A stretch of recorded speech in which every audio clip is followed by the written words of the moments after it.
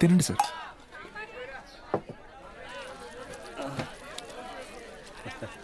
అన్న కొద్దిగా అక్కడ కూర్చొని తింటారా? తప్పుగా అనుకోకండి. అలాగే సార్.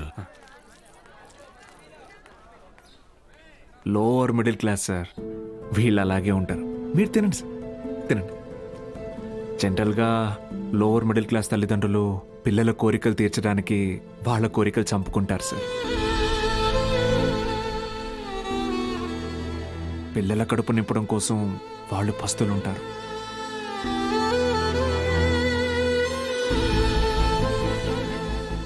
పిల్లలకి కొత్త బట్టలు కొనిచ్చి వాళ్ళు చిరిగిపోయిన బట్టలు కట్టుకుంటారు సార్. అదే లోయర్ మిడిల్ క్లాస్ తల్లిదండ్రులు పిల్లల్ని ఒక ప్రైవేట్ జూనియర్ కాలేజీలో చదివించాలంటే నెలకొకసారి రక్తం కూడా అమ్మాలి సార్. ఇంకెంతకాలం తాగుతారు సార్?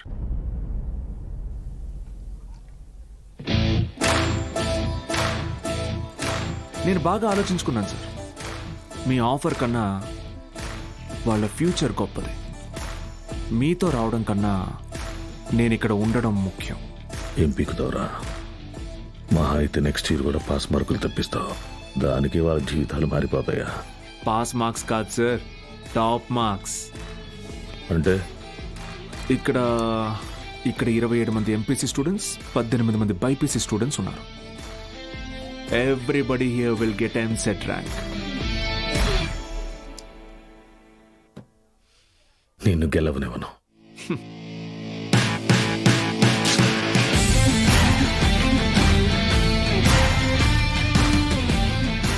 విద్య అనేది గుడిలో దేవుడికి పెట్టే నైవేద్యంతో సమానం సార్. పంచండి, 5 స్టార్ హోటల్లో డిష్ లాగా అమ్మకండి.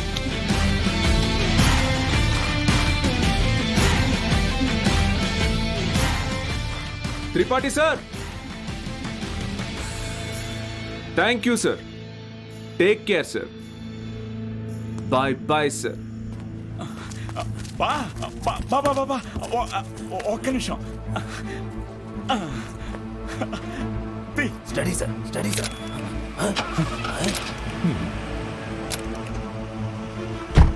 బా బా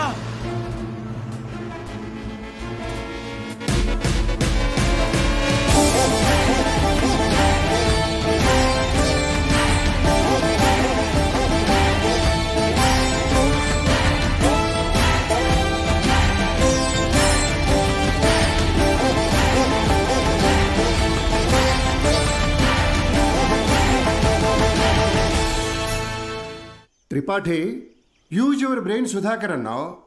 పనికి మాలిన వెధవల్ని పంపుదామని అన్నావు. ఇప్పుడు ఆ పంపినాడి వల్ల మనకు పని లేకుండా పోయేటట్టుగా ఉంది. ఒక్కడే కదా, ఒక్కడితో ఆగకపోతే వీని ఇన్స్పిరేషన్గా తీసుకుని మిగతా లెక్చరర్స్ కూడా మొదలు పెడితే 10th పేజీలో వీడి గురించి వచ్చిన ఆర్టికల్ మొదటి పేజీకి పాకితే మనం మొదటి పేజీలో ఇచ్చే యాడ్ని ఎవ్వరు చూడరు. బతకలేని పడి పొంతులని పోగేసి వ్యాపారం మొదలుపెట్టిందే నేను. ఆఫ్టర్ ఆల్ ఒకడు దాన్ని పెకిలించడానికి ట్రై చేస్తే చూస్తూ ఊరుకుంటానా?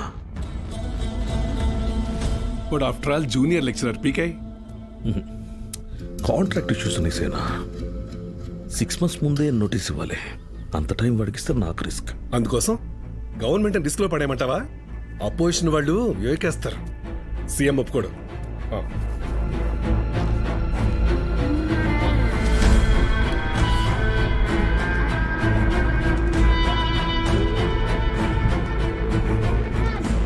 ఏంటి త్రిపాఠి, ఇంకో బెంచ్ కారు కొన్నావా? అది నాది కాదు, నీదే. ఏంటి? నా సంగతి సరేనయ్యా, కానీ సీఎం ఒప్పుకోడు.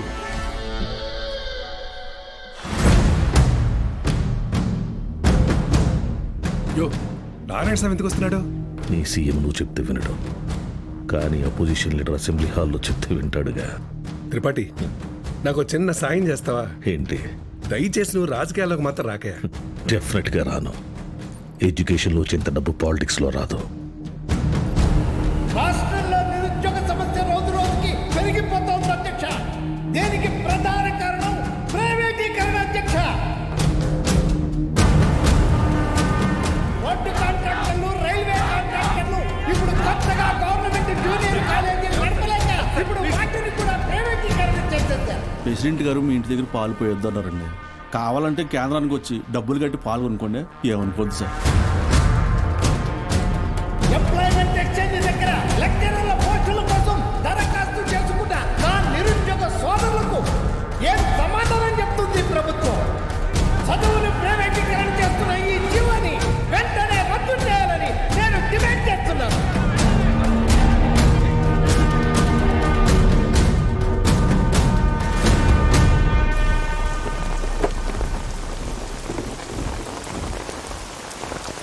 లోపలికెళ్ళి కీ ఇచ్చేసి రేపటి నుంచి నువ్వు పనిలోకి రా. ఏమైంది సార్? వెళ్ళి నీ కొడుకుని అడుగు. సార్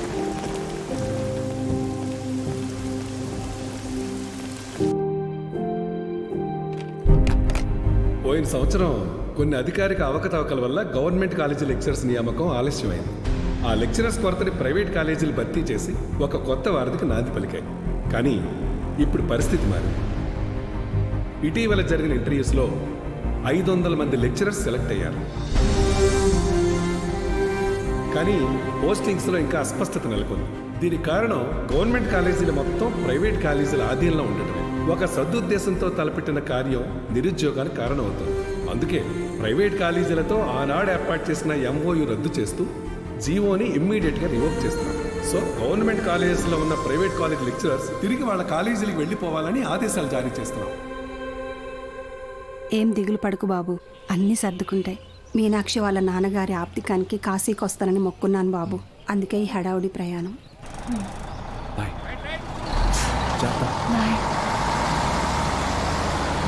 సతీ సతీ అన్నా, సత్యం చూసారా? సారాకుడి దగ్గర ఉన్నాడు.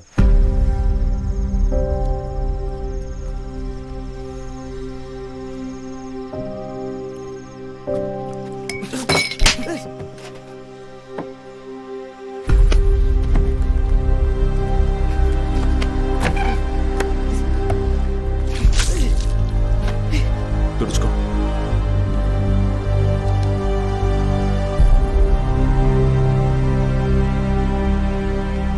సెకండ్ ఇయర్ సప్లిమెంటరీ ఎగ్జామ్ రాయాలి.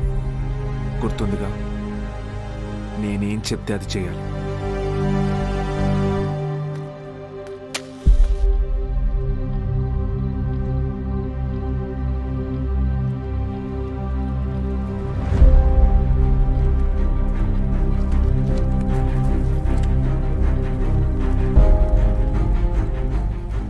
అమ్మ నాన్న పోయారు, ఇప్పుడు నువ్వు వెళ్ళిపోతున్నావు.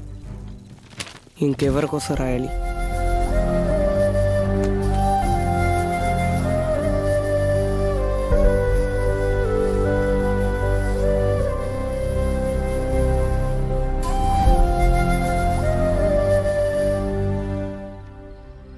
నువ్వు ఇంజనీర్ అవ్వాలని ఆశపడ్డావు, కానీ నేను చదివించలేకపోయాను. నన్ను క్షమించరా. ఎందుకు ఇప్పుడు ఓడిపోయాను? నీ వల్ల అక్కడ ఒక్క స్టూడెంట్ ప్రయోజకుడైనా నేను గెలిచినట్టు భావిస్తాను. వాళ్ళ అమ్మా నాన్న ఆనందం వెనక నా కొడుకున్నాడని గర్వపడతాను. ఇప్పుడు ఏమైందని, ఎందుకు జరిగిపోయింది దాని గురించి బాధపడుతున్నావు? రే, అడిగింది కొనివ్వకపోతే ఆ పిల్లలు ఒక్కరోజే ఏడుస్తారు. కానీ వాళ్ళ అమ్మా నాన్న కొనివ్వలేని పరిస్థితి ఉన్నంతకాలం ఏడుస్తూనే ఉంటారు. నా ఏడుపు నీకు అర్థం కాదులే.